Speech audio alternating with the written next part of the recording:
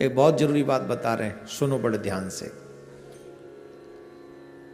कार्तिक मास जिन्होंने संपूर्ण नहीं किया है, जिन्होंने किया है वो तो ठीक है, जिन्होंने नहीं किया वो सुनो आज।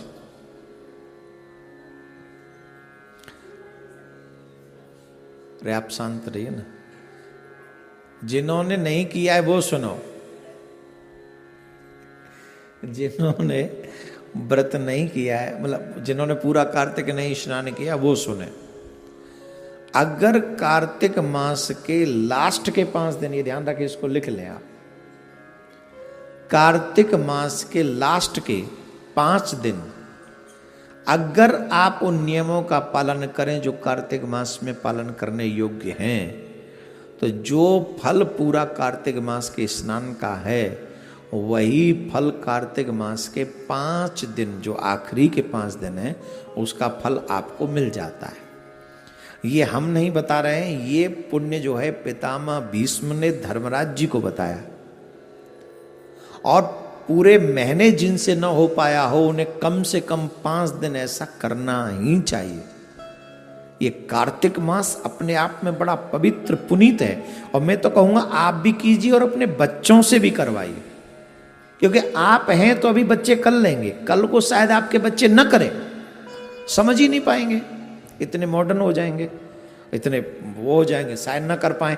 आप कीजिए, मैं बताता हूं नियम क्या। वैसे तो 5 के 5 दिन व्रत करना चाहिए, ब्रह्मचर्य का पालन करना चाहिए, क्रोध का त्याग करना चाहिए। मैं ये शॉर्टकट में बता रहा हूं जिससे वीडियो छोटी बने और आपको सब तक पहुंच जाए। 5 जो दिन है वो कब से प्रारंभ होंगे? देव उठनी एकादशी से, और पूर्णिमा तक वो 5 दिन कंप्लीट होंगे। देव उठनी एकादशी से पूर्णिमा तक आपको ये व्रत करना है। और देव उठनी एकादशी कब है जी? आपको उस दिन से ये व्रत करना प्रारंभ कर देना, देव उठनी एकादशी से। और पूर्णिमा तक ये व्रत आपको, पूर्णिमा तक ये कार्य आपको करना है। नियम क्या है? सुबह 4 से लेके 5 बजे तक स्नान कर लेना है। सुबह 5 में थोड़े कलयुग के लोग हैं इसलिए ले जा रहा हूं, नहीं तो 4 बजे तक स्नान हो जाना चाहिए, और 4 से 5 तक स्नान आप कर लीजिए। हो सके तो 5 के 5 दिन व्रत रखें, अन्न नमक ग्रहण न करें। अगर लगे कि हमारे जीवन में कोई ऐसी समस्या है, रोग है, या हम इतना नहीं रह सकते, तो एक समय भोजन रह के भी कर सकते हैं। वो भी ना हो, दोनों समय भोजन कर लें, लेकिन शाकाहार करें। इन 5 दिनों में प्याज लहसुन भी इन्वॉल्व नहीं होनी चाहिए आपके घर में, ठीक है? ये भी नहीं, प्याज लहसुन नहीं इन्वॉल्व होनी चाहिए। 5 के 5 दिन अगर आप चाहो नहीं, चाहना ही चाहिए, एक ब्राह्मण को नित्य भोजन कराकर आप भोजन करें। गौ को चारा खिलाकर ही आप जो है भोजन ग्रहण करें। पक्षियों को कुछ खिला दें तो कुछ करें उस। और जितना, अगर ये संभव नहीं है कि 5 दिन हम कॉन्टिन्यूस ब्राह्मण को बुलाएं, तो आखिरी के दिन, पूर्णिमा के दिन, हम 5 ब्राह्मण बुलाकर अपने घर में भोजन जिमा सकते हैं।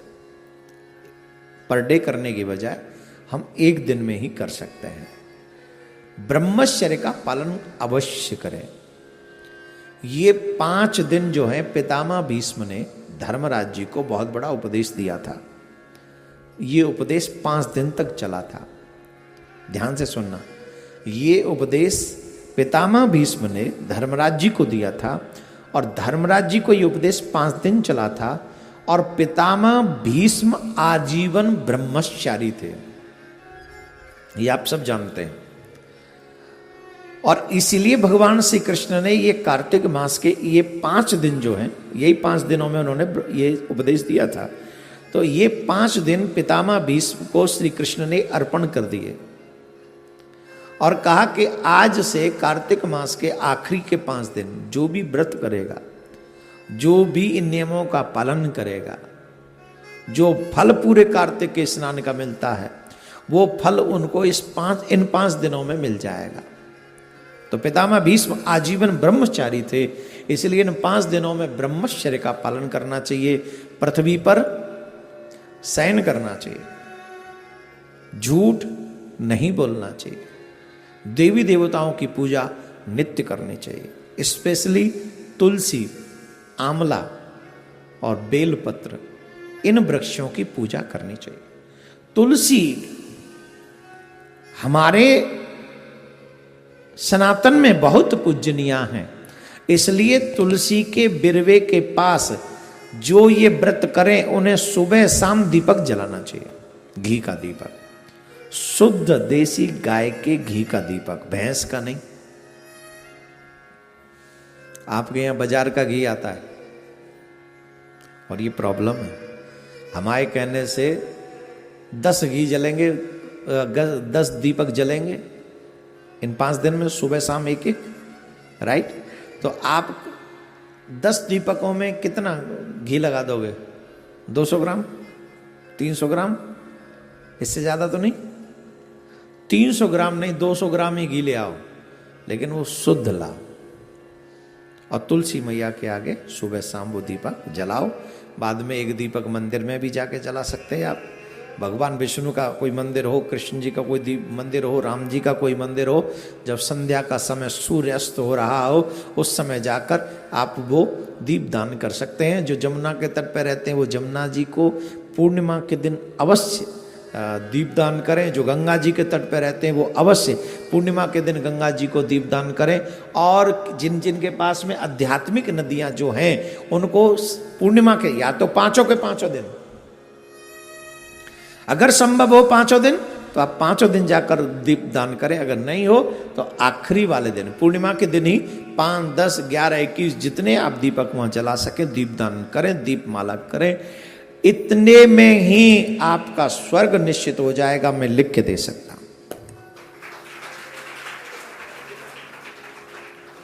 जिनको स्वर्ग जाना है वो कर लें कार्तिक मास के 5 दिन, आखिरी 5 दिनों में ये कार्य आपको स्वर्ग मिलेगा।